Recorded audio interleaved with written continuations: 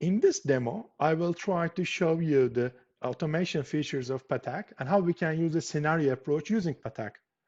Petaq has a scenario feature recently added, and this scenario feature is simply JSON files.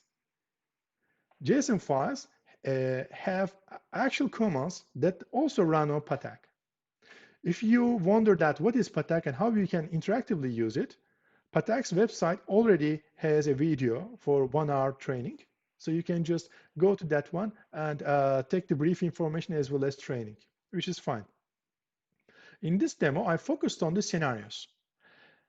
A scenario file only has this information, thread actor and TTP IDs. TTP IDs actually file names for this content.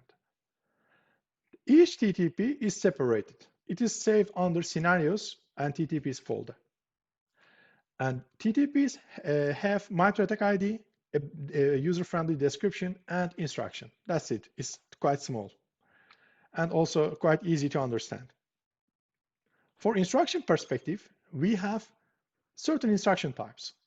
Petaq supports executing process or uploading file, downloading a file, linking an implant to implant, or sleeping. That will help you to adjust the pace of the exercise, or some .NET capabilities such as running some .NET assemblies in memory, compiling the source code of .NET in memory, or providing .NET to you as a kind of command shell, okay? You can just give your single liner .NET code and it will compile this in memory and run.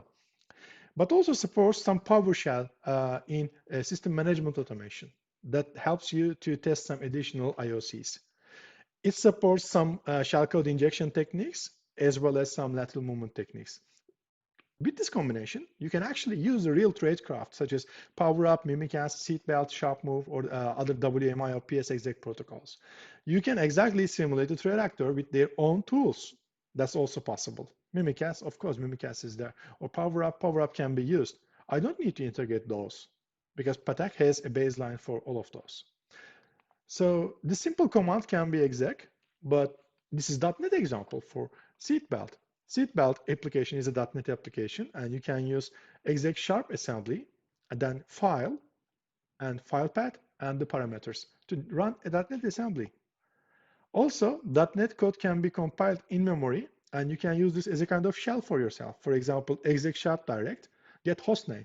It will be compiled, run, and give the code to you. Compiling .NET source, giving a certain source code in the wild, as a file or through a kind of web service and running using some commands. In this case, shellcode invoke injects some certain shellcode and runs it using a certain actually technique, QUser APC. But this shellcode invoke has also an embedded shellcode that can be called using demo. Windows management instrumentation can be also used for lateral movement, and Petaq has it. This is also helpful for all of us because WMI is slightly less monitored and we can use this for lateral movement. But of course, you can add here as the Windows tools such as exec, then WMIC or SC or some other tools. They can be also used for lateral movement. When you link an implant to implant, you can use always link command like that. TCP, UDP, or SMB named pipes can be used for this. This practical demo, I have a screen for you. Top left is Windows 10 with the victim itself running 2 implants, as you can see in bottom screen on the Petaq service. And top right, there's also AD as well as an exchange. I will run a simple command through an implant. If I run, for example, exec calc, it will run the calculator. So we can use exec for anything, exec cmd/c and the command itself, or exec PowerShell and the PowerShell command. It will be fine. This is a PowerShell example, write output, username, and username is Anakin. I'm currently working on one single implant. If I need to go back, I can use back, and I can go back to the interactive screen and main screen, or this example is Sharp Direct. I will go back to main screen and I will talk about the scenarios and I will show the scenario feature now. This is the list of the implants. Only 2 implants available on the desktop side and no scenarios loaded or run. Scenario command can be used with implant ID and the scenario file I have shown you. The scenario file points to some TTP files. What service does is quite simple. It simply constructs the scenario file using the TTP files. One single file includes all the binaries or source code or something like that as a package, and it sends this to the implant using the C2 channel. Through that, we have visibility on how it would work. First, the logs. Second, the implant also reports this. I'm just showing the implant with debugging features. As you see, some calcs started because of the shellcode. Some commands did run. We can see these visual activities, but we always can disable the debugging features, so the victim will not understand anything.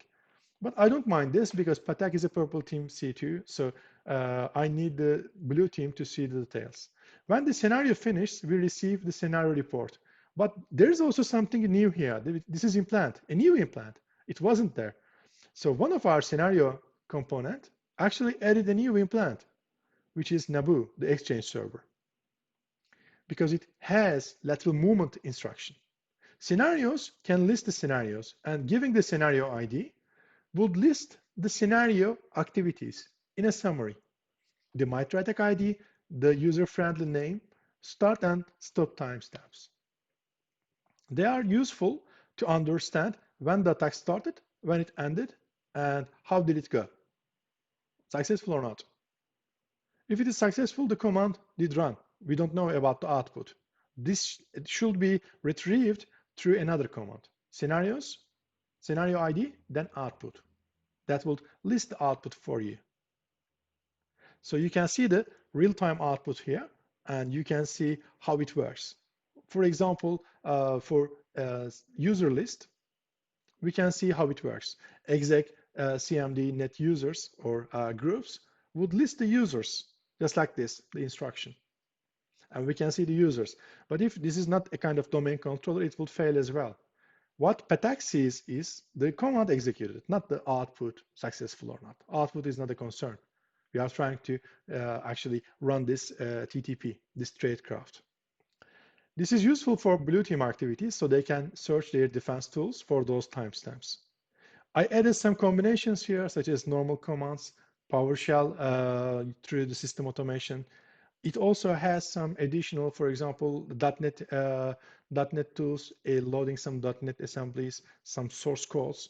This video will be also online on Petaq's web page, so you can always jump there and see what are the details implemented here, or you can just download Petaq and you can just implement yourself. This is seatbelt output, for example. This is a .NET application. It did run, and this is the real-time output. And also, this is shellcode injector, and finally, of course, memory compile example here as well. All these are here to replicate the trade actor behaviors. And that's why I'm just cutting the demo short here because of the timelines. And now it's conclusion. Purple team is quite beneficial exercise. And it is not an offensive exercise only. It is a collaboration. So blue team and red team should work together. And this exercise must be tailor-fit to the organization.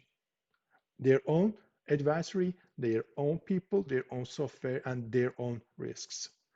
Purple team exercises generate some additional output for us. They are our values. The reports may include the vulnerabilities, our security control efficiency, skill gaps to be improved. Maybe your best guys are way more than expected, and you can actually reward them if they represent a really good performance there. You can always see the organization performance there as well. You have overall controls, people, and offensive teams, defensive teams. You can see how they work together. But remember that specialists are first, not the software. Specialists drive the software. They design the software. If you have someone to develop those tradecrafts custom, that's great.